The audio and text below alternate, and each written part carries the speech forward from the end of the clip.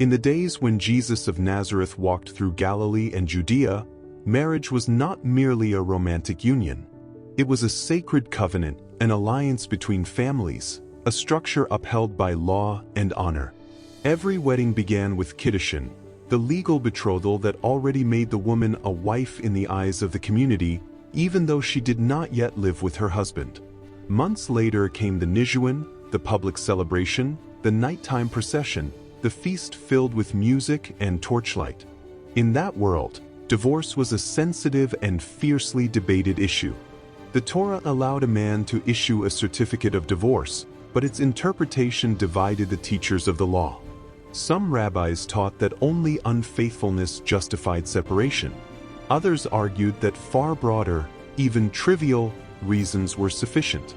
These were not minor academic disagreements. They affected family honor, a woman's economic security, and the preservation of lineage. It was within this climate that certain Pharisees approached Jesus and asked whether it was lawful for a man to divorce his wife for any cause. The question was not innocent. It was a theological trap. They were inviting him to take sides in a rabbinic controversy that had been burning for decades. Jesus answered by going further back than Moses. He quoted Genesis, the beginning of creation, male and female he made them. And then he spoke words that would echo through centuries. What God has joined together, let no one separate. He did not abolish the law, but he returned it to its original foundation. For him, marriage was not merely a legal concession to human hardness.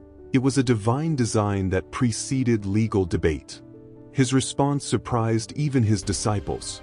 In a society where divorce was legally permitted and, in some circles, relatively common, such teachings sounded demanding, almost radical. It placed the marital bond in a realm deeper than contract. It rooted it in the creative intention of God. Jesus was not speaking outside his time. He was speaking within the debates of his age, but elevating them. Instead of focusing on when the covenant could be broken, he invited his listeners to remember why it had been established. In a world shaped by family honor, written contracts, and competing schools of interpretation, his words called people back to the beginning. And since then, the question has remained: is marriage merely an institution regulated by law, or a union that reflects something eternal beyond the law itself?